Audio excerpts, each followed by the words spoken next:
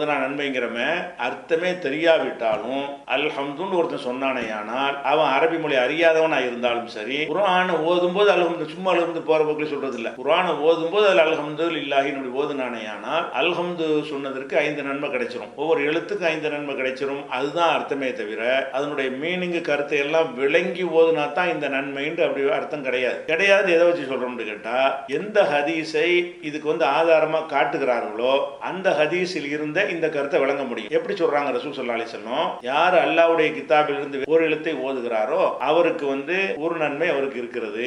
அல்லாஹ்விடத்தில் நன்மை என்று சொன்னால் அது 10 மடங்காகும் என்று சொல்லிவிட்டு அதுக்கப்புறம் ரசூலுல்லாஹ் விளக்குறாங்க. எப்படி விளக்குறாங்கன்னா, நான் சொல்லவில்லை, சொல்ல மாட்டேன், அலிஃப் லாம் மீம் 3 சேர்ந்து ஒரு எழுத்து நான் சொல்ல மாட்டேன், அலிஃப் ஒரு எழுத்து, லாம் ஒரு எழுத்து, மீம் ஒரு எழுத்துன்னு 3 எழுத்தாகி விட்டது, 3 எழுத்துக்கு 3 நன்மையை கொடுத்து அது 30 மடங்காக ஆக்கி 30 நன்மையா தருவான்லான்னு விளக்கிட்டாங்க. இப்ப இந்த சொல்லுல தான் நமக்கு விளங்குறது, அர்த்தம் தெரிஞ்சு ஓதினால் தான் இந்த நன்மை இது கருத்து கொள்ள முடியாது. ஏன்னு கேட்டா, ரசூல் ஸல்லல்லாஹு அலைஹி வஸல்லம் அவர்கள் அலிஃப் லாம் மீம் உதாரணம் காட்டுறாங்க. அலிஃப் லாம் மீம் அர்த்தம் யாருக்கு தெரியும்? அலிஃப் லாம் மீம்ங்கிறது ஒரு சொல்லு கிடையாது. அலமன்னு படிச்சீங்கன்னா அது ஒரு சொல்லு. அப்படி இல்லாம சானா மானா தானாண்டா என்னது, அது சொல்லா, ஏபிசிண்டா அது ஒரு சொல்லா, ஏ ஒரு எழுத்து, பி ஒரு எழுத்து, சி ஒரு எழுத்து, 3 எழுத்துன்னு அர்த்தம். அப்ப அலிஃப் லாம் மீம் ஒருத்தன் ஓதுனான்னு சொன்னா அர்த்தம் தெரிஞ்சு எவன் ஓதுவான்? யாருக்கு தெரியும் அர்த்தம்? அது என்னங்கிறத நம்ம நினைஞ்சிருக்கோம், வேற இடத்துல விளக்கி இருக்கிறோம் அலிஃப் லாம் மீம் என்னன்றது. அப்ப இதை வச்சு நம்ம என்ன பார்க்கணும்னு கேட்டா, அல்லாஹ்ட்டு வந்த சொல் என்ற காரணத்திற்காக வேண்டி அதுல ஒரு கூடுதல் ஒரு பவர் இருக்கிறது. அந்த மாதிரியான ஒரு விஷயம் இருக்கிறதுனால அலிஃப் லாம் மீம் உதாரணம் காட்டி இருக்கிறதுனாலையும் இந்த ஹதீஸில் சொல்வது எதை பத்தி சொல்லுதுன்னு கேட்டா, நீங்க அர்த்தம் தெரியாம ஓதுனால் நன்மை தான் சொல்லுகிறது. ஆனால் இதை மட்டுமே சொல்லிக் கொண்டிருக்கிறார்கள். வேற என்ன சொல்லுகிறது?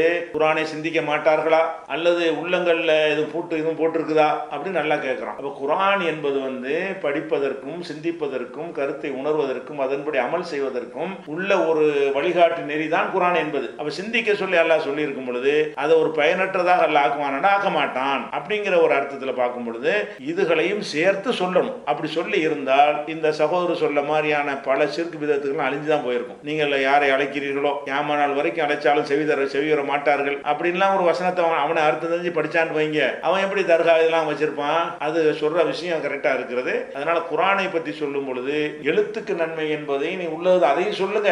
அதை சொல்வதோட இதெல்லாம் குர்ஆன் எதுக்கு அருளப்பட்டுச்சு? ஹுதல் லின்னாஸ், மனிதனுக்கு வழிகாட்ட அனுப்பப்பட்டுச்சுங்கிறான்ல. எப்ப வழிகாட்டு? மொழி தெரியாம ஓதுனா வழிகாட்டுமா? அர்த்தம் விளங்குனா வழிகாட்டுமா? விளங்குனாத்தான் வழிகாட்டும். அப்ப அந்த மாதிரி குர்ஆனை பத்தி உள்ள விஷயம் இருக்கிறது. அதுகளை இருட்டடிப்பு செஞ்சுட்டு இந்த ஒன்றை மட்டும் சொல்றது நல்லது இல்லை அப்படிங்கிற அவருடைய கருத்து சரியான கருத்துனா வழிமொழிகிறோம்.